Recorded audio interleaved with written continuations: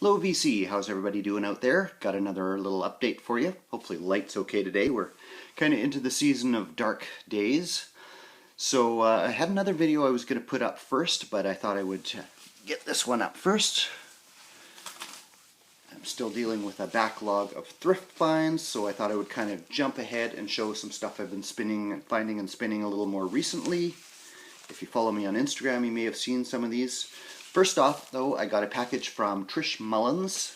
I was surprised to see in my mailbox. Trish, I think you just sent me some of your famous CD mixes recently, but she actually sent me some records this time. I got some singles.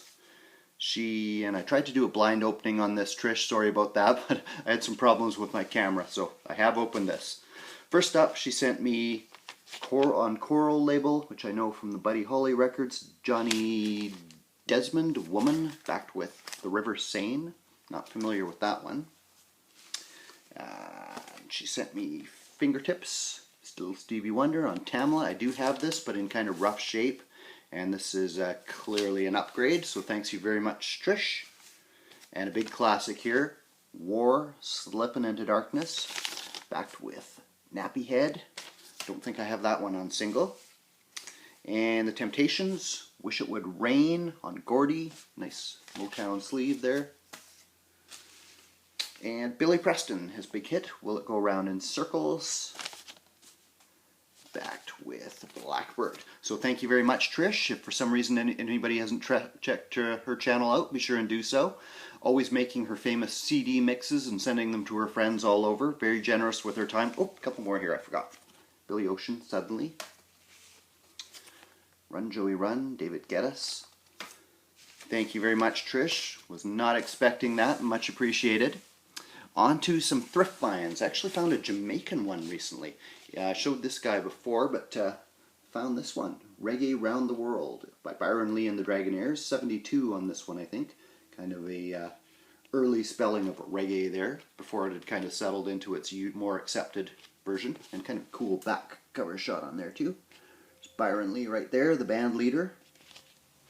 Assembled a variety of talent around him on vocals. He's got Vic Taylor there, kind of a Jamaican Lou Rawls in that kind of supper club style, which was kind of Byron Lee's trajectory in this period of the 70s. He's getting into early reggae here. There's covers of Breakfast in Bed, Smoke Gets in Your Eyes, Good Morning Jamaica, which reworks that song, The City of New Orleans. You know, I'm the train that rolls by the city of New Orleans.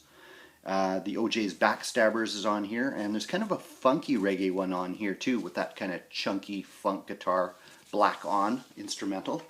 And this is a Jamaican pressing on Byron Lee's Dynamics label, formerly owned by one Phyllis M. Guppy of Richmond, BC, not far from me. Phyllis M. Guppy. Could not make that stuff up. Fabulous name. Next up, I'd seen one record by this lady before in a thrift store, didn't get it, I was kind of curious about it, so when I saw another one, I grabbed it. Morgana King, New Beginnings. This is kind of, she's sort of jazz, but in kind of a pop style. Also there's a bit of soul on here. I think very early 70s on this one, 70, 71-ish, Paramount label. And the big one here is a cover of Stevie Wonder's You Are the Sunshine of My Life, which he is on the back here saying, Morgana King has done the best version of You Are the Sunshine of My Life I have heard, and you can quote me. Donny Hathaway is next, saying, Morgana King has been one of my favorite singers since Taste of Honey. She has a gift that makes popular music classical, and I dig her. And there's songs by both of those on here, as well as Paul Williams and Leon Russell. Morgana King. She was also an actress and appeared in the Godfather films as the matriarch of the Corleone family, which I've actually been rewatching those recently for the first time in years. Found a DVD box set pretty cheap at the thrift store. So I'm on the second one right now. This one I picked up the other day, Moody Blues, Every Good Boy Deserves Favor. Pretty decent shape here. Actually a UK pressing on good old Threshold label. The early Moody Blues albums were some of the very first thrift finds I ever picked up years and years ago, but for some reason I had never grabbed that one, so happy to finally grab that one. Excellent, of course. The Tom Tom Club, this has been getting some mention in the vinyl community lately, this group. Offshoot of the Talking Heads. You've got Wally Badarou on here, Tyrone Downey from Bob Marley and the Wailers. Who else? Tina Weymouth, of course, from Talking Heads. Very nice. Kind of mix of electro-funk, reggae. There's a bit of dubby dance hall on here. And rock, of course. I found this one the other day. Cover's kind of not in the best of shape. It is The Association. I think 1968 on this one. It's just self-titled. Warner Brothers. Yeah, cover's kind of beat up. So I might actually keep an eye out for an upgrade on this one because I was kind of pleasantly surprised with it. This one finds them kind of in the wake of albums like Sgt. Pepper, Pet Sounds. Finds them kind of stepping up their game, paying more attention to the lyrics and arrangements. They get a bit political on here. There's a song called I Am Up for England, or I Am Up for Europe, sorry. A bit rockier, harder rocking one. It was actually a pretty good album. I wouldn't quite call it a classic, but one I definitely might keep an eye out for an upgrade on. This one, kind of in that new wavy power pop band, Joe Jackson. I'd never actually seen or heard of this one before. I kind of thought I had all his early albums, but this is actually credited to the Joe Jackson Band, I guess de-emphasizing himself as the front man. It is Beat Crazy on A&M Records from 1980 on this one. A very early one from him.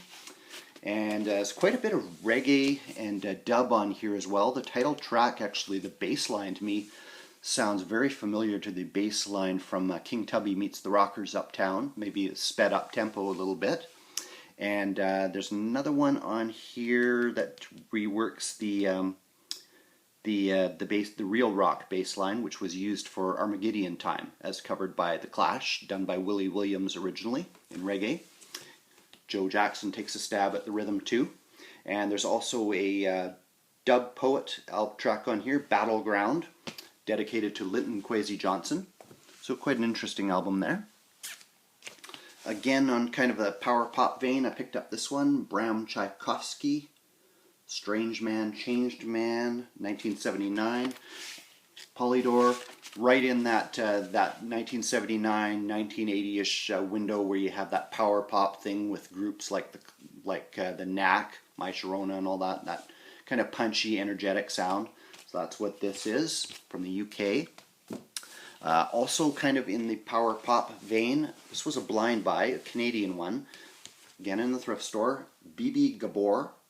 He was originally from Hungary.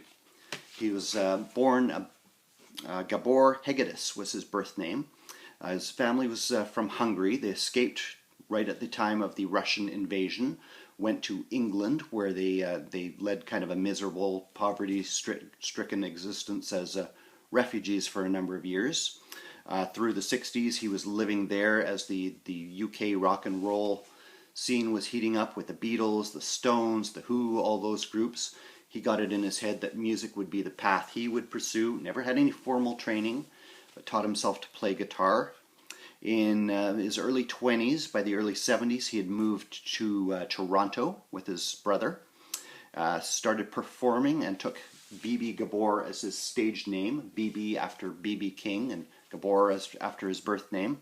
Again, power pop, kind of on the cusp of new wave. There's a hint of that on there. The title, or not the title track, but the first single, Soviet Jewelry, Nyet Nyet, was the lead-off single. And he does kind of a bit of social commentary, but a bit of commentary on the communist system, and in kind of a satirical way, but there's a bit of seriousness under here. There's titles like Hunger, Poverty, and Misery.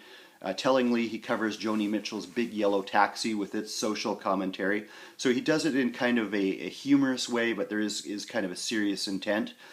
He's got a song called Moscow Drug Club with a great lyric. They do the shimmy and shake and take little red pills to stay awake. Kind of, again, satirizing that system that turned him into a refugee. He recorded this album in Toronto, recorded a follow-up that didn't do as well, moved to my city, Vancouver, for a while, moved to New York City. He was reportedly working with Todd Rundgren around the end of the 80s, but he had fallen into a serious depression. He was diagnosed with manic depression, bipolar disorder. He was estranged from his wife and child, and in 1990, having moved back to Toronto, he was found dead in his apartment, apparently self-inflicted. Another blind buy. This was I have a soft spot for those vocal groups on kind of the squeaky clean harmony groups of the early 70s, the Hillside Singers with I'd Like to Teach the World to Sing, the New Seekers, that kind of thing, kind of a guilty pleasure. So I found these two LPs by this group at one hit, and actually Put Your Hand in the Hand by Ocean. The title track was their big hit. It was quite a #1 hit, I think, in Canada. Put Your Hand in the Hand of the Man from Galilee. I remember that one. And I actually found the single at this thrift store, and then about a week later I found both their LPs. This is the one with that single on Yorkville. There is kind of a religious element to their music, but they're also kind of rooted in the influences of Crosby, Stills, and Nash with their harmonies, and also that kind of rural, rootsy rock of the band, as in Bob Dylan and the band. They actually do covers of Will the Circle Be Unbroken and Stones I Throw, which I think is a band song. So definitely some blues and some rock as well as their harmony arrangements. And it was actually the follow-up LP that caught my eye first with its cover art. This is again Ocean, Give Tomorrow's Children Another Chance. These are both early 70s on these ones, by the way. And this one appeared on the Kama Sutra label. And this one finds them kind of de-emphasizing the religious element of their music, and again amping up that band and Crosby, Stills, and Nash influence. So very nice. They do a cover of the band's Whistle Stop, as well as Stephen Stills' Helplessly Hoping, and Carole King's You Make Me Feel Like a Natural Woman. Only 2 LPs by the group before they kind of ran into financial difficulties. There were allegations of mismanagement from their on the business side of things, and they split up. This one's going to be a little tricky to show. Another thrift find. It is Francis Lai Bilitis soundtrack. Can't show the back cover either, but soundtrack to a, I guess, erotic themed French film. Mainly instrumental kind of score music, but there is a couple of jazz funk cuts on here with one song called Rainbow, which has a nice break on it, and one kind of rock themed song. And last up, a couple of mail order finds. James, if you're watching, you held your contest a while ago. You wanted me to let you know what I used the money I won from that. I held on to it for a while, but I used part of it to order these. I've seen these shown in the VC before. I'm actually friends on Facebook with the guy behind this label. It is Black Disco Night Express. This is South African jazz, reissued on the Matsuli label. Label there. There's the back cover. Basically jazz funk, I guess you would say, or soul jazz with that kind of Afrobeat underpinnings on here. There's some great tracks like the Night Express, the title track, which is about 11 minutes long. Very kind of spiritual feel as well. Very cool stuff. What's another one? Echo on the Delay, Odds On. Some great tracks on there. Very sparse vocals, just a little bit of kind of African chanting in the background on the Night Express track. A bit more vocals on this one. This is also by the same label, Matsuli. It's called Batsumi. Both kind of mid-70s South African jazz albums here. There's impressive liner notes. Photos there. And it's actually one on clear vinyl. This was a second pressing, actually, I picked up. I'd seen the first pressing in a store, but figured I'd go for the second pressing as it's clear vinyl and you get the download with it. So again, kind of soul-inspired, very Afrobeat flavored jazz, I guess you would call it.